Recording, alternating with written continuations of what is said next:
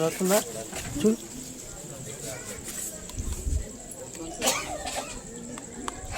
నాకు రావట్లేదు చూడండి పోతుంది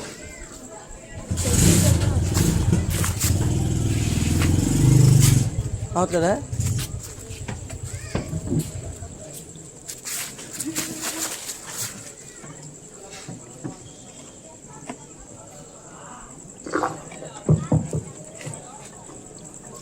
ఈ రాత్రి దేవుని యొక్క వాక్యంలో నుండి కీర్తన 67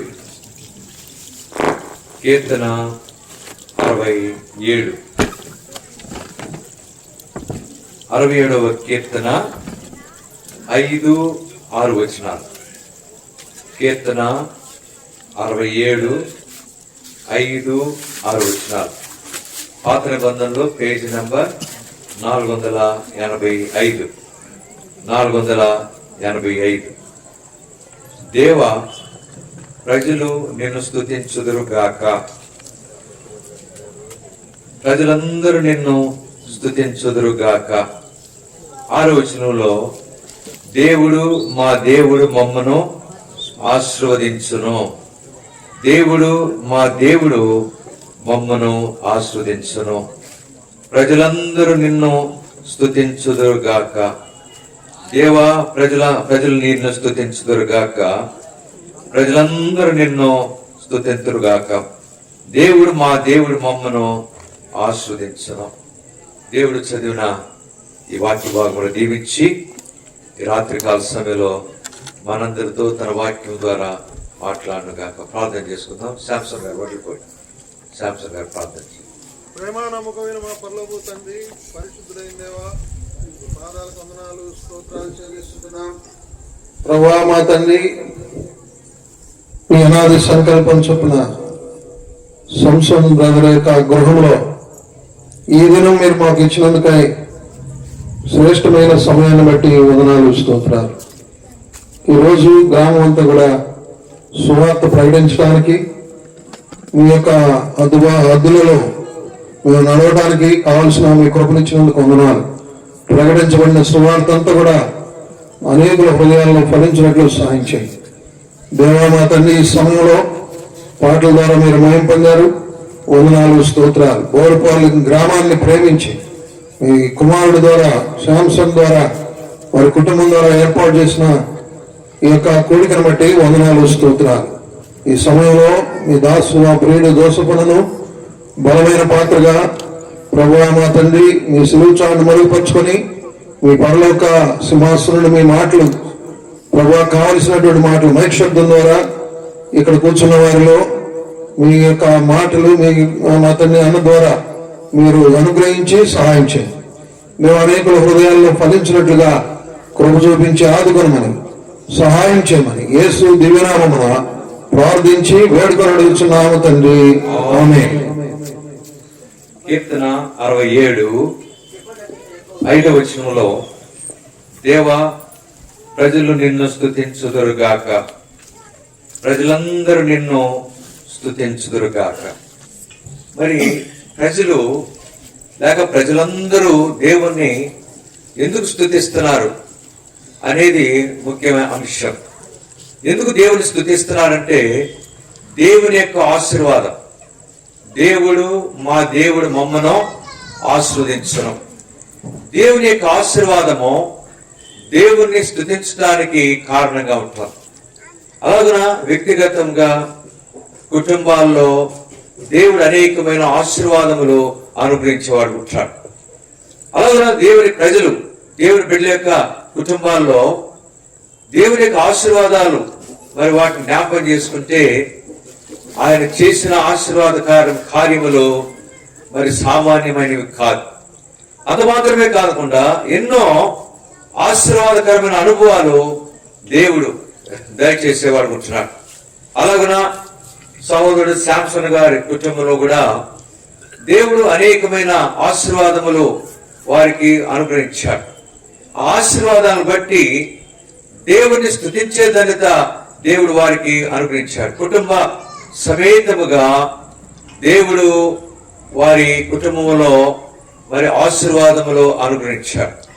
ఆ ఆశీర్వాదాలను బట్టి దేవుణ్ణి స్తుతించే ధన్యత దేవుడు అనుగ్రహించిన వాడు కూర్చున్నాడు.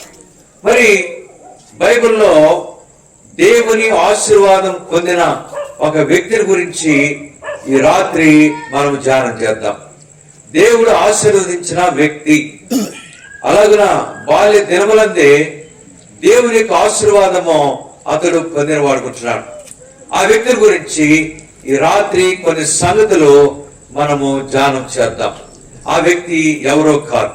ఎవరు ఆ వ్యక్తి అంటే న్యాయాధిపతులు 13వ అధ్యాయం. న్యాయాధిపతులు 13వ అధ్యాయం. న్యాయాధిపతులు 13వ అధ్యాయం 24 వచనం చివరిలో ఉంటుంది. పాత నిబంధనలో పేజ్ నంబర్ 211.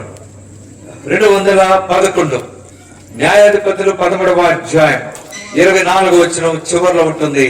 నాతో పలకండి. యెహోవా సంసోనును ఆశీర్వదించెను.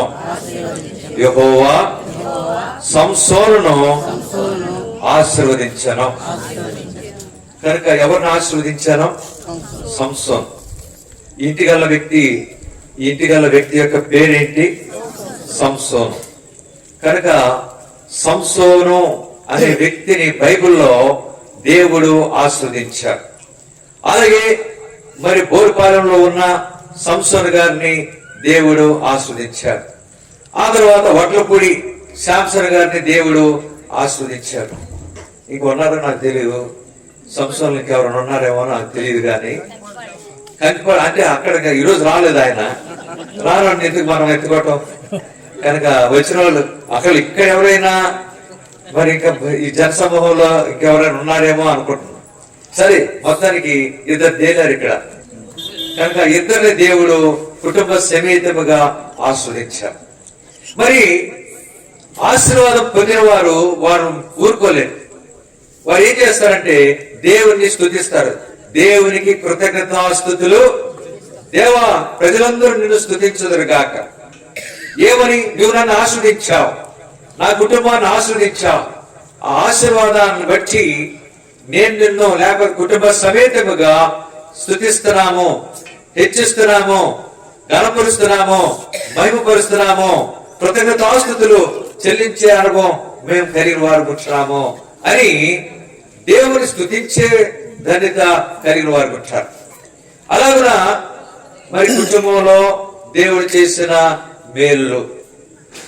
సరే, మరి రాగానే విక్రపాలు ఎదురుపడ్డాడు. మాకు విక్రపాలు ఎదురుపడి, ఏం విక్రపాలు ఏం చదువుతున్నావన్నా? 10th class రాసావా? అయిపోయిందా? పాస్ అయిపోయాడా? రిజల్ట్స్ రాకపోయినా నువ్వు ప్రవచనం చెప్పేసావు. ప్రేమసేన్ ప్రవచనం చెప్పాడు, పాస్ అయిపోయావని. అంటే సరే, దేవుని స్తోత్రం. విక్రపాలకి పాస్ అయిపోయాడు. నిన్న ఒక ఇంటి దగ్గరికి వెళ్ళాం. ఇంటి దగ్గరికి వెళ్తుంటే రోడ్ నిండా కాగితాలే, అన్ని కాగిత ముక్కలు ఉన్నాయి. ఏంటబ్బా కాగిత ముక్కలు, రోడ్లన్నీ కాగిత ముక్కలు ఉన్నాయంటే ఒక సహోదరు చెప్పాడు. ఏమని? ఈరోజు స్కూల్ ఆఖరి రోజు అంట. స్కూల్ ఆఖరి రోజు కనుక పిల్లలందరూ నోట్ పుస్తకాలని టెక్స్ట్ బుక్లని ఏం చేశారు? శుభ్రంగా తీసుకెళ్ళడం కాదు, చింపేశారు.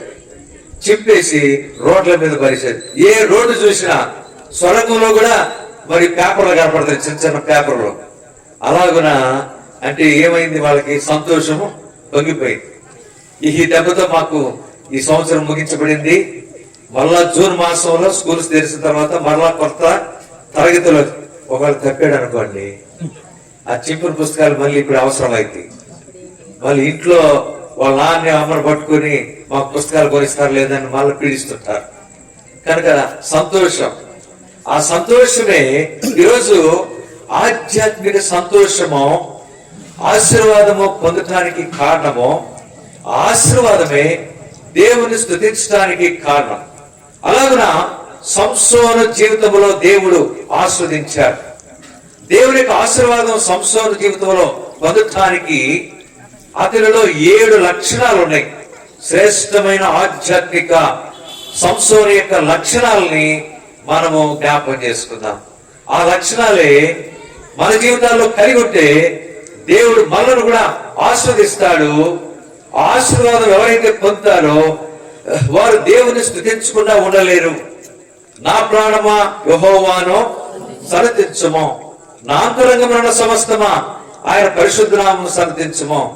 నా ప్రాణమా యెహోవాను సన్నతించుము, ఆయన చేసిన ఉపకారముల్లో దేనిని మరొకమని దేవుని స్తుతించే అనుభవం కలిగేదిగా ఉంటుంది.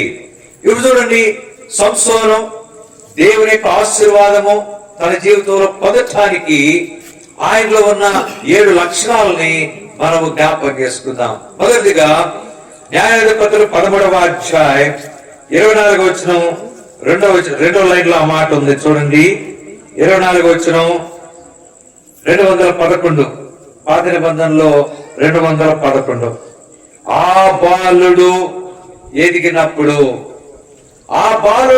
ఎదిగినప్పుడు సంసోను ఎదిగినప్పుడు బాలుడు అంటే బాలుడి యొక్క అనుభవంలో ప్రభువును సృష్టికర్తను ఏం చేశాడు? స్మరణకు తెచ్చుకున్నాడు. బాల్య దినములందే బాలుడిగా ఉన్నప్పుడే సంసోను మరి దేవుణ్ణి అంగీకరించిన అనుభవం, దేవుణ్ణి మరి రక్షకుడుగా యెహోవాను దేవుడిగా కలిగి ఉండే ఘనత సంసోనుకు అనుగ్రహించబడిందిగా ఉంటుంది. అలాగే సంసోను గారు, వడ్లపూడి సంసోను గారు, అలాగే ఇక్కడ అనేకులు దేవుని అంగీకరించారు, రక్షకులుగా అంగీకరించి యేసు ప్రభువాన్ని హృదయంలో చేర్చుకున్న అనుభవం అనేక మంది ఈ స్థలంలో కలిగిన వారు కూర్చున్నారు. ఇంకా ఎవరైనా యెహోవాను లేక యేసు ప్రభువాను దేవుడిగా అంగీకరించకపోతే, మారు మనసు పొందకుండా యేసు ప్రభువాని హృదయంలో చేర్చుకోకుండా ఉంటే, మళ్ళా ఈ రాత్రి ప్రభు నిన్ను ప్రేమించిన వాడై నువ్వు నశించి నరకానికి వెళ్ళేది ఇష్టం లేక, ఎందుకంటే మనమందరం జన్మతోనే పాపులము, పాపములో పుట్టాము, పాపములో జీవిస్తున్నాం, పాపములోనే మరణిస్తే నిత్య నరకము, అగ్ని ఆరదు, పురుగు చావదు, ఏడ్పులు పండ్లు కరిగే స్థలములో మానవులు పాపమును బట్టి మరణ పరిస్థితి నరకానికి వెళ్ళేవారు కూర్చున్నారు. అందుకని బైబిల్లో రోమ 6:23 ఒక మాట ఉంది, పాపం వల్ల వచ్చు జీతమో మరణం. కనుక అదే నిత్య మరణం.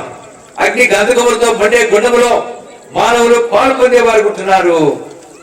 ఆ నరకము నుండి తప్పించుకొరకాయి సృష్టికర్త అయిన దేవాది దేవుడు ఒక గొప్ప ఏర్పాటు ఆయన చేసిన వారు కూర్చున్నాడు. ఏంటి ఆ ఏర్పాటు అంటే, తన ప్రియకుమారుడైన యేసు ప్రభువారిని ఈ లోకానికి మానవుడిగా పంపించాడు. అందుకని బైబిల్లో యోహాను సువార్త 3వ అధ్యాయం 16వ వచనంలో మాట ఉంది. యోహాను 3:16, దేవుడు లోకమును ఎంతో కాగా ఆయన తన అద్వితీయ కుమారునిగా పుట్టిన వాని యందు విశ్వాసముంచు ప్రతి వాడును నశింపక నిత్య జీవం పొందినట్లు యేసు ప్రభువారిని అనుగ్రహించడం. అలాగన నశించిపోయే మానవులు పాపమును బట్టి నిత్య నరకానికి నాశనానికి పాత్రులైన మానవులను రక్షించుట కొరకాయి దేవాది దేవుడు, సృష్టికర్త అయిన దేవుడు ఆయన గొప్ప ఏర్పాటు చేశాడు. తన ప్రియకుమారుడైన యేసు ప్రభువారిని మానవుడిగా ఈ లోకానికి పంపించాడు. యేసు ప్రభువారు ఈ లోకంలో మానవుడిగా ఆయన జీవించి కొన్ని సంవత్సరాలు జీవించి మానవుల పాప పరిహారము కొరకై ఆయన శిలువ మరణం పొందవలసి వచ్చింది. ఎందుకంటే మానవుల యొక్క పాపము పరిహారము లేక ప్రాయశ్చిత్తము, పాప క్షమాపణ మరి కలిగి ఉండాలంటే రక్తము చెందించబడాలి. బైబిల్లో ఉంది హెబ్రీ 9:22 వచనంలో, హెబ్రీ 9:22లో రక్తము చెందింపకుండా పాప క్షమాపణ కలుగు. కనుక రక్తము, ఏ రక్తం? పూర్వ దినాల్లో గొర్రెల యొక్క, మేకల యొక్క, పక్షుల యొక్క రక్తాన్ని అర్పించేవాడు. కాలక్రమేణా పాపము భయంకరమైపోయి ఆ రక్తము ద్వారా విమోచన, పాప క్షమాపణ మరి కలగట్లేదు. అందువల్ల ఒక్కసారి పాపము నివారణ కొరకై రక్తమును ప్రభు కాచవలసి వచ్చింది. ఆయన రక్తము నిర్దోషమైనది, ఆయన రక్తములో పాపము లేదు, ఆయన రక్తము దోషము లేనిది. అమూల్యమైన, విలువైన, నిర్దోషమైన, నిష్కలంకమైన రక్తాన్ని యేసు ప్రభు వారు ఆయన కలిగిన వాడుకుంటున్నాడు. అలాగున ప్రభు మానవుల పాప పరిహారం కొరకై ఘోరమైన శిలువ మరణాన్ని తన్ను తానే శిలువ మరణానికి అప్పగించుకున్నాడు. అలాగున ప్రవచనంలో రాయబడిన ప్రకారం పాపములు క్షమించు కొరకై రక్తము చెందించాలి. ఆ రక్తమే అమూల్యమైన, పరిశుద్ధమైన రక్తము. ఆ రక్తం ఈ లోకంలో ఎక్కడా లేదు. మనుషుల్లో అపవిత్రమైన రక్తమే, జంతువులు, పక్షులు అపవిత్రమైన రక్తమే. కనుక రక్తము, పవిత్రమైన రక్తం చిందించు కొరకై యేసు ప్రభు వారు శిలువ మరణం పొందినాడు. ఆయన తలలో ముళ్ళ కిరీటం, చేతుల్లో మేకులు, కాళ్ళలో మేకు, ప్రక్కన బలితో పొడబడి దేహమంతా కొరడా దెబ్బలు, దొనబడినాడు, ఈడ్చబడినాడు, అనేక గాయములు శరీరంలో పొంది చివరికి యేసు ప్రభు వారు ఆయన శిలువ మరణాన్ని పొందవలసి వచ్చింది. అలాగున ఇంకో సంగతి, ఆ శిలువలో ఆ దేశమంతా చీకటి కమ్మినప్పుడు ప్రభు శిలువలో వేలాడి చివరికి తన రక్తమంతా కార్చినాడు. ఇంకో సంగతి, యేసు ప్రభు వారు శిలువలో కార్చిన రక్తానికి సాటి అయిన రక్తం ఈ లోకంలో ఏదియో ఆ రక్తం ఒకటే. బైబిల్ ఉంది, పాపము రక్తము చిందింపకుండా పాప క్షమాపణ కలుగదు.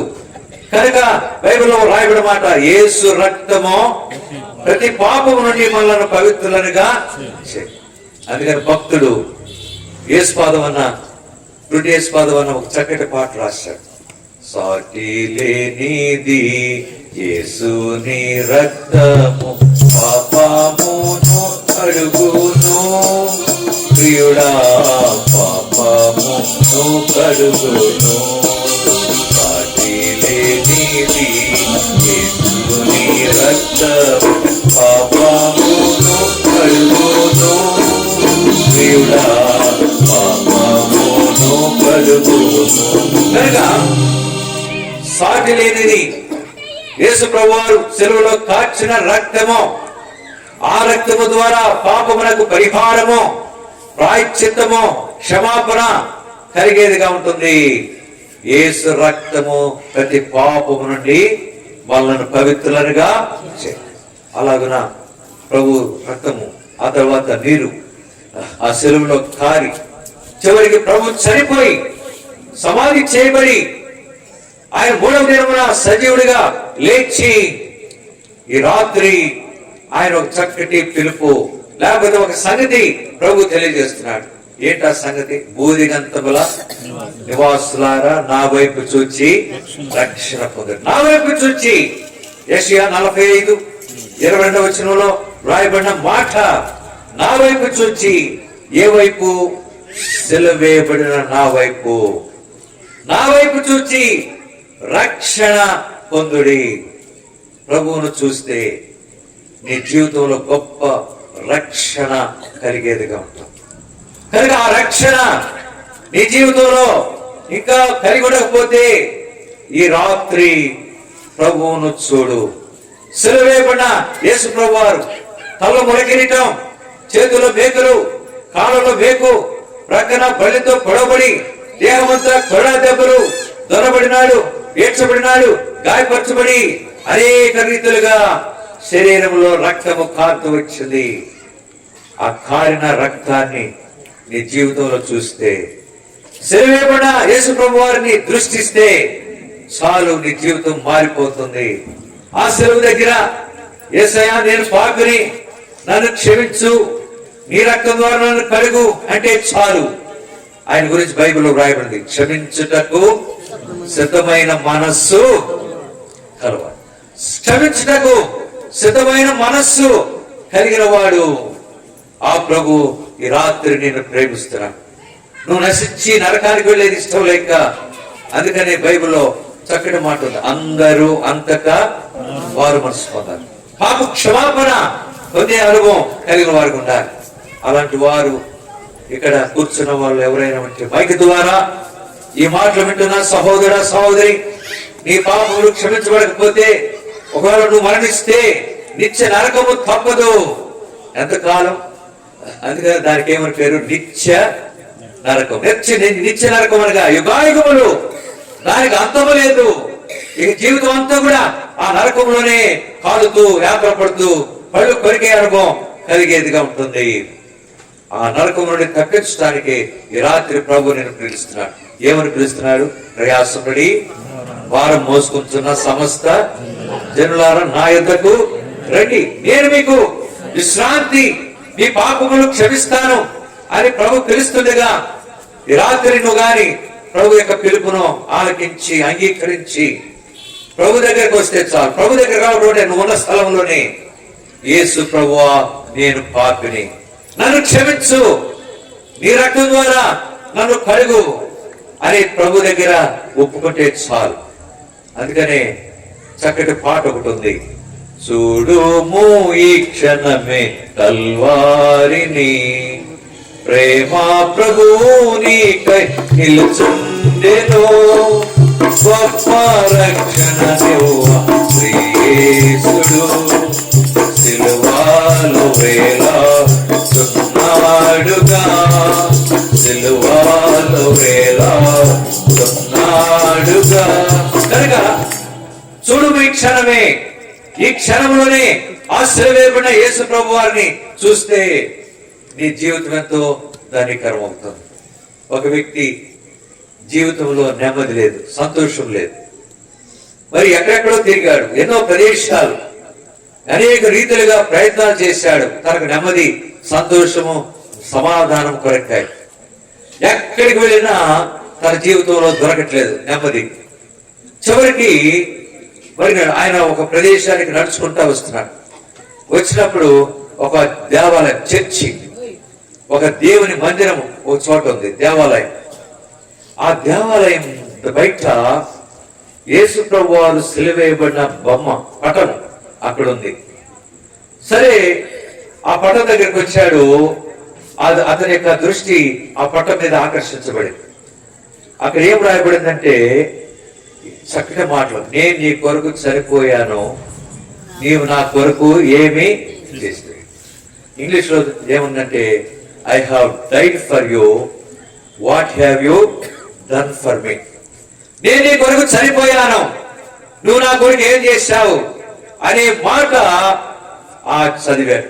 వెంటనే తన హృదయంలో కార్యం జరిగి వెంటనే అక్కడ మోకాళ్ళ మీద ఉండి, ఎవరు చెప్పలేదు, నువ్వు మోకరించని ఎవరు కూడా ఆజ్ఞాపించలేదు, ఆ తర్వాత ఎవరు కూడా పశ్చాత్తాపడమని చెప్పలేదు. ఆ ఫోటో, ఆ సిలువేయబడిన దృశ్యం ఆ వ్యక్తి జీవితంలో మార్పును కలుగు చేశాడు. వెంటనే ఆ వ్యక్తి పశ్చాత్తాపడి ప్రభువును హృదయంలో చేర్చుకుని నిజమైన నెమ్మది తన జీవితంలో అతను పొందిన వాడు కూర్చున్నాడు. ఎంత గొప్ప ఆశీర్వాదకరమైన అనుభవం ఆ వ్యక్తి కలిగిన వాడు. ప్రియులారా, అలాంటి వారు ఎవరైనా ఉంటే ఈ రాత్రి తీర్మానం చేసుకొని, బైబిల్ ఒక మాట ఉంది, ఈ క్షణమే మరో క్షణం మనది కాదు. అందుకని బైబిల్ ఉంది, రేపేమి సంభవించునో మీకు, మీ జీవమే పాటిది, ఎంతలో కనపడి అంతలో మాయమైపోయే ఆవిరి వంటి వారిని సెలవేయబడతా ఉంది. తీర్మానం చేసుకుని ప్రభువును రక్షకునిగా అంగీకరించి ఆయన హృదయంలో చేర్చుకుంటే నీ జీవితం ఎంతో ధనికరం అవుతుంది. బైబిల్ ఆ మాట ఉంది, యెహోవా తమకు దేవుడు కాగల జనులు, ఇట్టి స్థితి గల వారు ధన్యులు. యెహోవా యేసు ప్రభువును దేవుడిగా కలిగిన జనులు ధన్యులు అనే అనుభవానికి తీసుకొని రాబడే వారు ఉంటారు. ఇది ప్రాముఖ్యమైన అనుభవం. సంసోను బాల్య దినములందే సృష్టికర్తను స్మరణ తెచ్చుకొని దేవుని దేవుడిగా అంగీకరించిన అనుభవం ఆయన కలిగిన వాడు ఉంటున్నాడు. ఇది మొదటి అనుభవం. ఆ తర్వాత చూడండి 25వ వచనం, న్యాయాధిపతులు 13వ అధ్యాయం 25వ వచనం, న్యాయాధిపతులు 13వ అధ్యాయం 25వ వచనం. మరియు యెహోవా ఆత్మ జొర్యాకును ఎష్తాయేలుకును మధ్యనున్న మహనీదానులో అతని రేపుటకు మొదలు.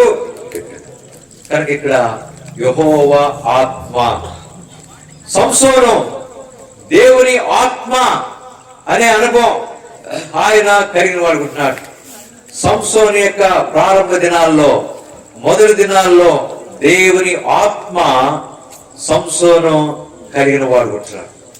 అలాగున తన జీవితంలో దేవుని ఆత్మ యొక్క శక్తి సంసోను సంపూర్ణంగా కలిగిన వాడు ఉంటున్నాడు. ఇంకో సంగతి, ఆత్మ ప్రతి ఒక్కరూ కలిగి ఉండాలి. ప్రభు రాకడ దినాల్లో అందరూ కూడా ఆత్మ చేత నింపబడాలి. ఆత్మ చేత నింపబడితేనే పరలోక రాజ్యంలో ప్రవేశించే ధన్యత మనం కలిగి ఉంటాం. లేకపోతే విడిచిపెట్టబడే పరిస్థితి కలిగేదిగా ఉంటుంది. దేవుని ఆత్మ మనం కలిగి ఉండడం ద్వారా దేవుని బిడ్డలము లేక ప్రభు బిడ్డలమని రుజువు చేయబడే ధన్యత మనకు అనుగ్రహించబడేదిగా ఉంటుంది. దేవుని ఆత్మ ఎప్పుడు మనకు అనుగ్రహించబడతాడంటే, ఒక పాపి రక్షించబడిన తర్వాత ఏం తీసుకోవాలా? బాప్తిస్మగా నీళ్ళలో ముంచుతా అనేది రెండవ అనుభవంగా ఉంటారు. బాప్తిసం తీసుకొని మరి ఎప్పుడైతే అనుభవం ఉంటామో అప్పుడు దేవుని ఆత్మ, పరిశుద్ధాత్మ మనకు అనుగ్రహించబడేవాడికి ఉంటాడు. యేసుప్రభువు వారు కూడా ఆయన బాప్తిసం తీసుకొని ఒడ్డు మీదకి రాగానే పరిశుద్ధాత్మ పావుర ఆకారంలో ప్రభు మీదకి దిగినాడు. ప్రభు ఆత్మ పూర్ణుడైనాడు. ఆత్మ అనేది మన జీవితాల్లో చాలా అవసరం. ఇక్కడ చాలా మంది ఉన్నాము, యేసు ప్రభువుని హృదయంలో చేర్చుకొని మారు మనసు పొందిన తర్వాత, రక్షకునిగా అంగీకరించిన తర్వాత బాప్తిస సాక్ష్యంలో పాల్పొందాలి. ప్రభు ఒక మాట అన్నాడు, నమ్మి బాప్తిసం పొందిన వాడు రక్షింపబడును, నమ్మని వారికి శిక్ష విధించబడుతుంది. మార్కు 16:16. ఆ తర్వాత అపొస్తలుల కార్యంలో 2వ అధ్యాయం 38వ వచనం ఏం రాయబడిందంటే, అపొస్తలుల కార్యం 2:38లో మారు మనసు పొంది ప్రతి వాడు పాప క్షమాపణ నిమిత్తము యేసుక్రీస్తు నామమున బాప్తిస్మము పొందుడి. అప్పుడు మీరు ఏ వరం పొందుతారంట? పరిశుద్ధాత్మ అనే వరము పొందేవారు ఉంటున్నారు. సంసోను ఆత్మశక్తి ఆయన కలిగిన వాడు ఉంటున్నాడు. యెహోవా ఆత్మ సంసోను ప్రేరేపించిన అనుభవం మనం చదువుకున్న వారు ఉంటున్నాం. కనుక బైబిల్ ఈ మాట, ఎవడైననో క్రీస్తు ఆత్మ లేని వాడైతే వాడు ఆయన వాడు కాడు. రోమపత్రిక 8వ అధ్యాయం 9వ వచనంలో ఆ మాట రాయబడింది. కనుక ఎవడైనను క్రీస్తు ఆత్మ లేని వాడైతే, ప్రభువా నన్ను నీ ఆత్మతో నింపుకో, ఆత్మ స్వాధీనంలో నన్నుంచు, ఆత్మ కార్యం నా జీవితంలో జరిగి ఆత్మ ద్వారా సాక్షిగా నేను జీవించినట్లు బ్రతుకున్నట్లు నాకు సహాయం చేయమని మనము ప్రభువును అడిగేవారు ఉన్నారు. కనుక ఆత్మ ఎవరిలోనైతే దేవుని ఆత్మ కలిగిన వాడు ఉంటున్నాడో ఆ పరిశుద్ధాత్మ పరిశుద్ధమైన జీవితంలో జీవించడానికి సహాయపడేవాడు ఉంటాడు. పరిశుద్ధమైన జీవితం. లోకంలో అపవిత్రత ఉంది, లోకమంతా మోసములు మాయ అనే అనుభవంలో లోకంలో ఉన్నది. అయితే ఆత్మ చేత నింపబడిన వారు పరిశుద్ధులుగా నీతిమంతులుగా కొనసాగేవారు ఉంటారు. ఏ అపవిత్రమైన కార్యములు జీవితంలో అంటకుండా దూరముగా వాటిని దూరపరుచుకొని లోక మాలిన్యం అంటకుండా ఎల్లప్పుడూ పవిత్రముగా జీవించేవారు ఉంటారు. అంతేకాదు పరిశుద్ధాత్మ అనేక విషయాలను బోధిస్తాడు. ఇది ఈ రీతిగా మాట్లాడొద్దు, ఈ మాటలు మాట్లాడొద్దు, ఈ కార్యం చేయవద్దు, పలానా చోటికి వెళ్ళొద్దు. కనుక దేవుని వాక్యం చదువు, ప్రార్థన చేసుకో, భక్తిగా ఉండు. అలాగే రీతిగా మరి ఎంతో చక్కగా దేవుని మందిరానికి వెళ్ళు అన్న రీతిగా హెచ్చరికగా పరిశుద్ధాత్మ ద్వారా మనకు కలిగేదిగా ఉంటుంది. దేవుని ఆత్మ అనేక రీతిగా బోధించేవాడు ఉంటున్నాడు. కనుక ఆత్మ ద్వారా నింపబడి ఆత్మ స్వాధీనంలో ఉండి ఆత్మ చేత నడిపింపవచ్చు. అలాగున ప్రభు రాకడ కొరకై సిద్ధపడే అనుభవం మనము కలిగిన వారంగా ఉండాలి. ఇది సంసోను యొక్క 2వ అనుభవంగా ఉంటుంది. మొదట ఆయన యేసు ప్రభువాన్ని లేక దేవుని మరి అంగీకరించిన అనుభవం ఆయన కలిగిన వాడుకుంటున్నాడు. ఆ తర్వాత పరిశుద్ధాత్మ యొక్క శక్తి సంసోను యొక్క జీవితంలో సంపూర్ణంగా కలిగిన వాడుకుంటున్నాడు. ఇది రెండవ అనుభవంగా ఉంటాం. ఆ తర్వాత చూడండి, న్యాయాధిపతులు 15వ అధ్యాయం, న్యాయాధిపతులు 15వ అధ్యాయం 14వ వచనం. న్యాయాధిపతులు 15వ అధ్యాయం 14వ వచనం. సంసోను లేహీకి వచ్చే వరకు ఫిలిష్తీయులు అతన్ని ఎదుర్కొని కేకలు వేయగా యెహోవా ఆత్మ అతని మీదికి బలముగా వచ్చినందున అతని చేతులకు కట్టబడిన తాళ్ళు అగ్ని చేత కాల్చబడిన జనపు నారు వలె నాయను సంఖ్యలను అతని చేతుల మీద నుండి విడిపోయింది. అంటే దీన్ని బట్టి సంసోను ఎవరంటే బలవంతుడు. సంసోను అనగా బలం, మరి చాలా బలము ఆయన జీవితంలో ఉన్నది. అందుకనే బీబీఎస్ పాట ఒకటి ఉంది, సంసోన్ అంటే ఎవడురా భలే భలే వీరుడు. సంసోన్ అంటే ఎవడురా భలే భలే వీరుడు. ఒక పిల్లోడేమో సంసోన్ అంటే ఎవడురా ఐజీ గారి తాతరా అన్నాడంట. కనుక అలాంటి తాత కాదు ఆయన, సామాన్యుడు కాదు. ఎవరు? భలే భలే వీరుడు. చాలా బలము సంసోనుకు కలిగిందిగా ఉంటుంది. ఎట్లా వచ్చింది? బైబిల్లో ఉంది, యెహోవా కొరకు ఎదురు చూచువారు నూతన, యెషయా 40:31 వచనంలో మాట ఉంది, యెహోవా కొరకు ఎదురు చూచువారు నూతన బలము పొందేవారు ఉంటున్నారు. అంతేకాదు, సంసోనుకు బలం అనేది దేని ద్వారా వచ్చింది? బైబిల్లో ఒక మాట ఉంది, 1 యోహాను 2:14 వచ్చిన చివరిలో ఏముంటుందంటే, 1 యోహాను 2:14 చివరిలో యవనస్తులారా మీరు బలవంతులు. ఏముంది మీలో? దేవుని వాక్యము మీలో నిలుచున్నది. దేవుని వాక్యము ఎవరిలోనైతే కలిగిన వారు ఉంటున్నారు ఆ దినాల్లో ధర్మశాస్త్రం, దేవుని ధర్మశాస్త్రం మరి సంసోను కాలంలో ఉన్నది. ఆ ధర్మశాస్త్రమే కనుమో ఆయన కలిగిన వాడు ఉంటున్నాడు. దేవుని వాక్యము మీలో నిలుచుతున్నది కనుక మీరు బలవంతులు. సంసోను ధర్మశాస్త్రం అనే అనుభవం బలవంతుడిగా ఆయన జీవిస్తూ వచ్చాడు. అందుకని భలే భలే వీరుడు. చివరికి అక్కడ ఏం రాయబడిందంటే 14వ వచనంలో, యెహోవా ఆత్మ అతని మీదకి బలంగా వచ్చినందున అతని చేతులకు కట్టబడిన తాళ్ళు అగ్ని చేత కాల్చబడిన జనపు నారు వలె నాయను సంఖ్యలను అతని చేతుల మీద నుండి విడిపోయెను. బలమైన కార్యము సంసోను యొక్క జీవితం ద్వారా కలిగిందిగా ఉంటుంది. బలవంతుడు, పరాక్రమం కలిగిన బలం కలిగిన వ్యక్తి. ఎంత గొప్ప బలము సంసోను యొక్క జీవితంలో కలిగిన వాడు ఉన్నాడు. మరి ప్రియులారా, దేవుని వాక్యము, పరిశుద్ధ ధర్మశాస్త్రము సంసోను యొక్క జీవితంలో ఉండడం ద్వారా బలవంతుడిగా ఆయన చేయబడిన వాడు ఉంటున్నాడు. ఇంకో సంగతి, బలవంతులంగా ఉండాలంటే మరి ఇప్పుడు ఈ రోజుల్లో మరి చాలా మందికి నీరసం వచ్చేస్తాం. ఎందుకు నీరసం వస్తుందంటే ప్రతి ఒక్కరికి షుగర్లు, బీపీలు, ఇంకా రకరకాలైన నీరసం ఇచ్చే జబ్బులు ఉన్నాయి. అందుకని ప్రతి ఒక్కరు ఈ మధ్యలో ఏం చేస్తున్నారంటే ఆ నీరసం రాకుండా ఉండటానికి వెంటనే తినేస్తున్నారు. ఏమాత్రం కూడా ఆలస్యం ఉండదు, అంత టైం పెట్టేసుకున్నారు. పొద్దున్నే 7 టిఫిన్ పడిపోవాలి, 12 భోజనం పడిపోవాలి, 4 గారెలు పడాలి, మళ్ళా 6-7 డిన్నర్ అయిపోవాలి అన్నట్లుగా. అంటే తినటం వల్ల ఏమొస్తుంది వాళ్ళకి? లోకరీతిగా ఆహారం పుచ్చుకోవడం వల్ల బలం వస్తుంది.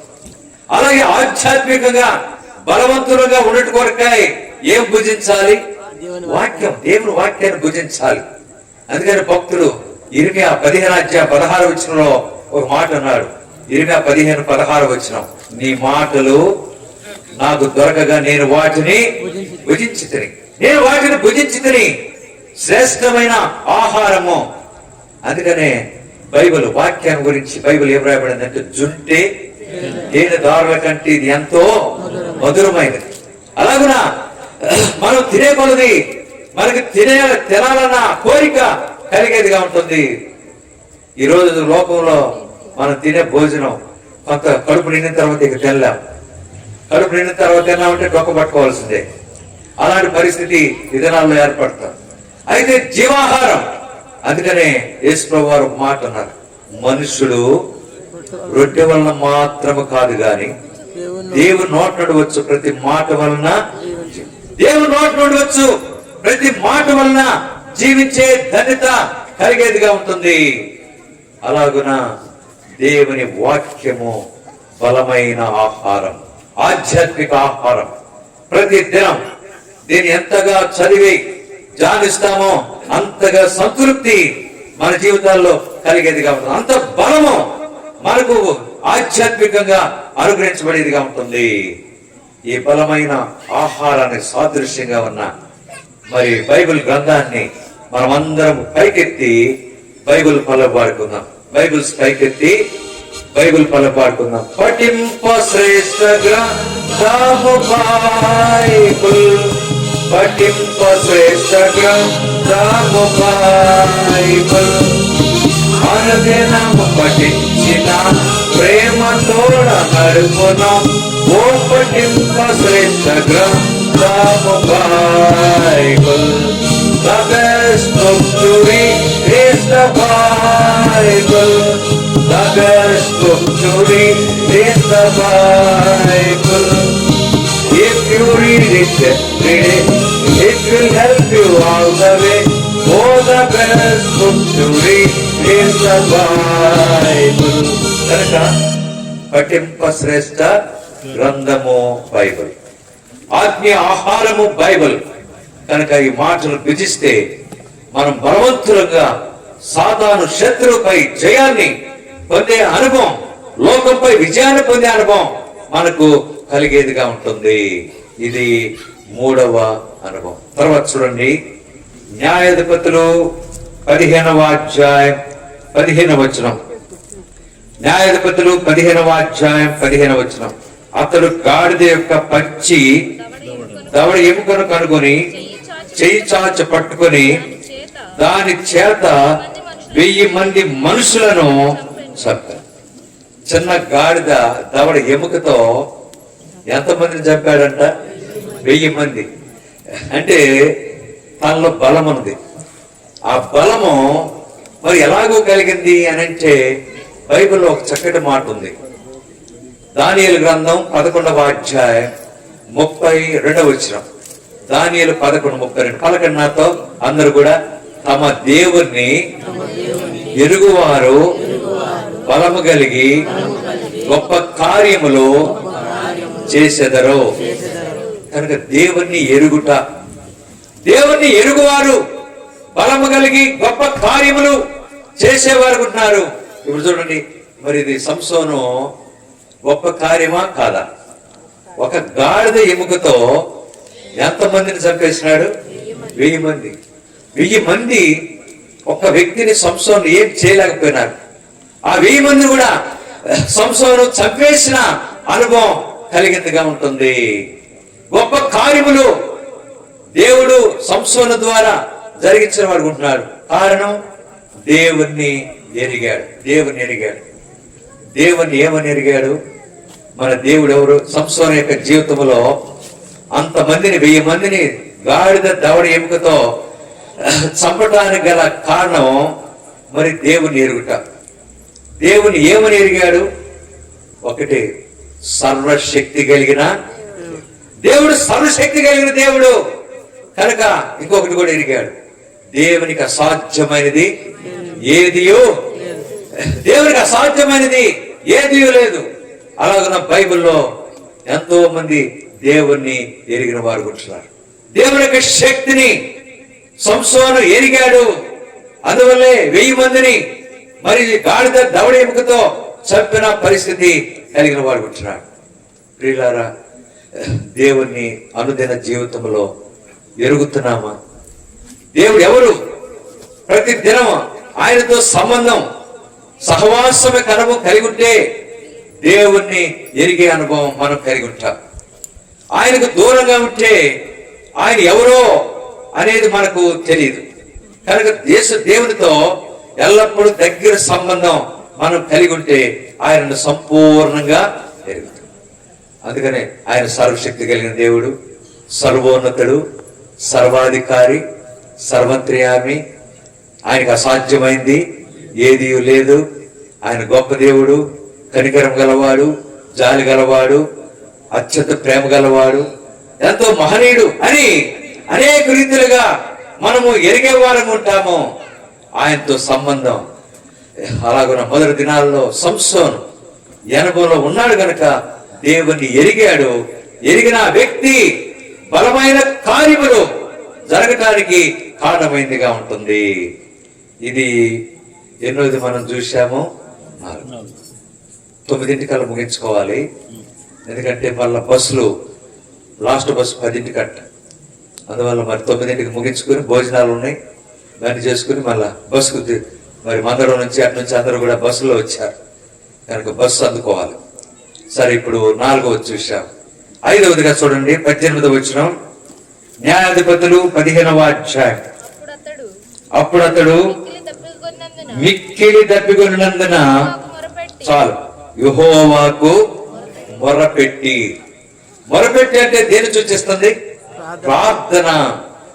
సంసోను ప్రార్థించిన వ్యక్తి. సంసోను యొక్క బలం ఆయన యొక్క ప్రార్థన జీవితం మీద ఆధారపడిందిగా ఉంటుంది. మొరపెట్టి దేవునికి మొరపెట్టిన అనుభవం ఆయన కలిగిన వాడుకుంటున్నాడు కనుక దేవునికి ఎల్లప్పుడూ మొరపెట్టుట. నాకు అందుకని దేవుడు మాట్లాడు, నాకు మొరపెట్టము, నేను నీకు ఉత్తరం ఇస్తాను. నాకు మొరపెట్టు, నేను నీకు ఉత్తరం ఇస్తాను. ఎన్నిసార్లు మొరపెట్టినా ఆయన ఏం చేయకుండా మాండు, ఉత్తరం ఇవ్వకుండా మాండు, జవాబు ఇస్తానే ఉంటాడు. ఎన్నిసార్లైనా మనం ప్రార్థన చేస్తే, మొరపెట్టుకుంటే మన మొరలకు జవాబును ఆయన దయచేసేవాడు. అందుకని ఆయన గురించి ఒక మాట ఉంది, కీర్తన 65:2 వచనం. కీర్తన 65:2. ప్రార్థన ఆలకించువాడా సర్వ శరీరుని యొద్దకు. ప్రార్థన ఆలకించి జవాబు దయచేసే దేవుడు. 57:2లో, కీర్తన 57:2లో, నా కార్యము సఫలం చే దేవునికి నేను. కనుక కార్యం సఫలం చేసేవాడు, ప్రార్థన ఆలకించి జవాబునిచ్చే దేవుడు. అలాగున సంసోను దేవునికి మొరపెట్టిన వ్యక్తి. మొదట యెహోవాను దేవుడిగా అంగీకరించిన వ్యక్తి. రెండవదిగా ఆత్మ శక్తి కలిగిన వ్యక్తి. మూడవదిగా బలము, ధర్మశాస్త్ర బలము కలిగిన వాడు. నాలుగవదిగా దేవుణ్ణి సంపూర్ణంగా ఎరిగిన అనుభవంలో ఉన్నాడు మొదటి దినాల్లో. ఆ తర్వాత 5వదిగా దేవునికి ఏం చేస్తూ వచ్చాడు, మొరపెడుతూ వచ్చాడు. ఇది 5వ అనుభవం. 6వదిగా చూడండి, న్యాయాధిపతులు 16వ అధ్యాయం 28వ వచనం. న్యాయాధిపతులు 16వ అధ్యాయం 28వ వచనం. అప్పుడు సంసోను, యెహోవా ప్రభువా దయచేసి నన్ను జ్ఞాపకం చేసుకొనుము, దేవా దయచేసి ఈసారి మాత్రమే నన్ను బలపరచుము. నా 2 కన్నుల నిమిత్తము ఫిలిష్తీయులను ఒక్కమారే దండించి పగ తీర్చుకొనమని యెహోవాకు మొరపెట్టి. ఇప్పుడు చూడండి, ఎవరి మీద పగ తీర్చుకోవాలని అనుకున్నాడు? ఫిలిష్తీయులు. ఎవరు ఫిలిష్తీయులు? సున్నతి లేని ఫిలిష్తీయులు. సున్నతి లేని ఫిలిష్తీయుల మీద మరి గొప్ప పగ. అంటే పగ అంటే వారిని హతం చేయాలి. వారందరూ కూడా సంసోను హేళన చేస్తూ ఉన్నారు. చివరికి అంట్లో తనలో ఏముందంటే, సంసోనులో రోషం ఉన్నది, పౌరుషం ఉన్నది. దేవా ఒక్కసారి ఆ మాట చూడండి ఎంత చక్కగా అంటున్నాడు. 28వ వచనంలో, ప్రభువా దయచేసి, యెహోవా ప్రభువా దయచేసి నన్ను జ్ఞాపకం చేసుకునము, దయచేసి ఈసారి మాత్రమే నన్ను. రోషం, పౌరుషం అనేది సంసోను కలిగిన వాడు ఉన్నాడు. అందుకని బైబిల్లో పౌరుషం గలవారయుండుడి, బలవంతులయుండుడి ఎక్కడుంది ఆ మాట? 1 కొరింథీ 16వ అధ్యాయం 13వ వచనం. 1 కొరింథీ 16వ అధ్యాయం 13వ వచనంలో బలవంతులయుండుడి, మెలకువగా ఉండుడి, విశ్వాసమందు నిలకడగా ఉండుడి, బలవంతులయుండుడి, పౌరుషమా. కనుక సంసోనులో రోషమున్నది, పౌరుషమున్నది.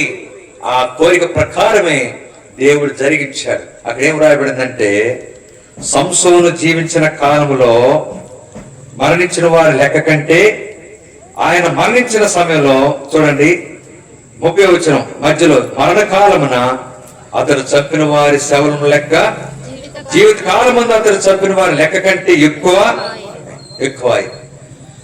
అలాగన దేవుని కొరకు రోషం, పౌరుషం అనేది మనకు అవసరం. అనేక పర్యాయములు రోషం ఉండదు మనలో, పౌరుషం ఉండదు.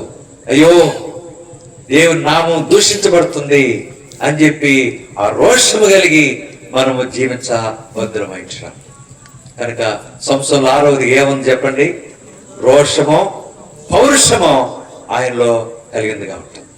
చివరగా సంసోను అంటే అర్థం, 7వది సంసోను అంటే అర్థం సూర్యుడు.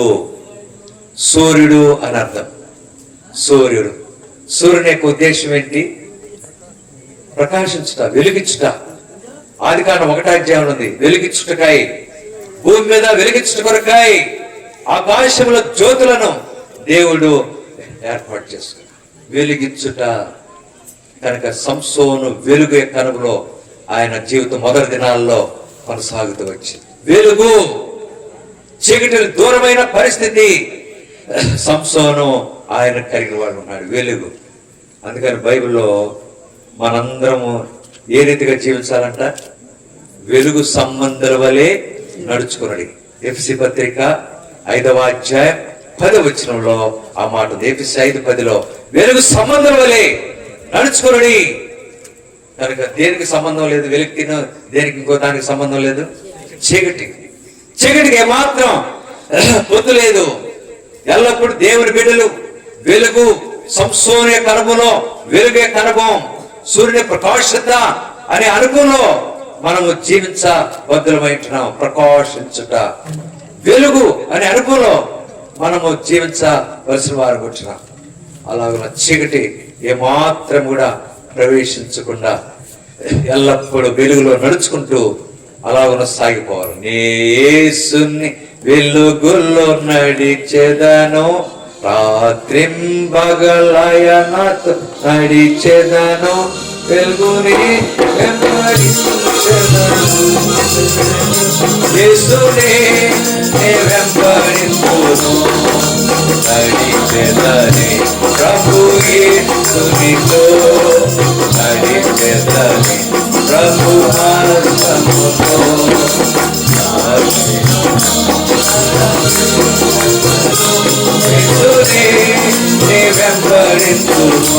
కనుక బైబిల్ ఒక మాట ఉంది, ఆయన వెలుగులో ఉన్న ప్రకారము మనమును వెలుగులో నడిచేలా అన్యోన్య సహవాసం కలవారమైంది. అప్పుడు ఆయన కుమారుడైన యేసు రక్తము ప్రతి పాపము నుండి మనలను పవిత్రులనుగా చేయి. అలాగున దేవా, ప్రజలందరూ నిన్ను స్తుతించుదురుగా. ఎవరు ప్రజలందరికీ ఎందుకు దేవుని స్తుతిస్తున్నారంటే ఆశీర్వాదం. దేవుడు ఆశీర్వదించాడు. అలాగే ఆశీర్వదించిన వ్యక్తి ఎవరు? బైబిల్లో సంసోను. దేవుడు ఆశీర్వదించాడు. దేవుడు ఆశీర్వదించడానికి ఆయనలో ఉన్న 7 లక్షణాలు చూశాం. మొదటిది యెహోవాను దేవుడిగా కలిగి ఉన్నాడు. రెండవది ఆత్మచేత నింపబడినాడు. మూడవది ధర్మశాస్త్ర కనుమలో ఉన్నాడు. నాలుగవది ప్రభు దేవుని ఎరిగిన అనుభవంలో ఉన్నాడు. ఐదవది దేవునికి మొరపెట్టిన అనుభవంలో ఉన్నాడు. ఆరవది రోషము పౌరుషమ కనుమలో ఉన్నాడు. ఏడవదిగా సూర్యుడు ప్రకాశించి వెలుగు కనుమలో ఆయన కొనసాగుతూ వచ్చాడు. అలాంటి ఆధ్యాత్మిక లక్షణాల కనుభవం సంసోను యొక్క మొదటి దినాల్లో ఉన్న లక్షణాలను మనం కూడా కలిగి ఉండడం ద్వారా దేవుని ఆశీర్వాదం మనం పొందుతాం. ఆ ఆశీర్వాదమే దేవుని స్తుతించడానికి కారణమైదిగా ఉంటుంది. అలాంటి అనుభవంలో మరి బోర్పాలు శాంసన్ గారు తన కుటుంబాన్ని దేవుడు ఆశీర్వాదకరమైన అనుభవం ఎల్లప్పుడూ కొనసాగునట్లు ప్రభువే వారికి సహాయమా చేయనుగా. ప్రార్థన చేసుకుందాం. సహోదరుడు ఎలీషా నూజివేడ్ ఎలీషా ప్రార్థన చేస్తున్నాం.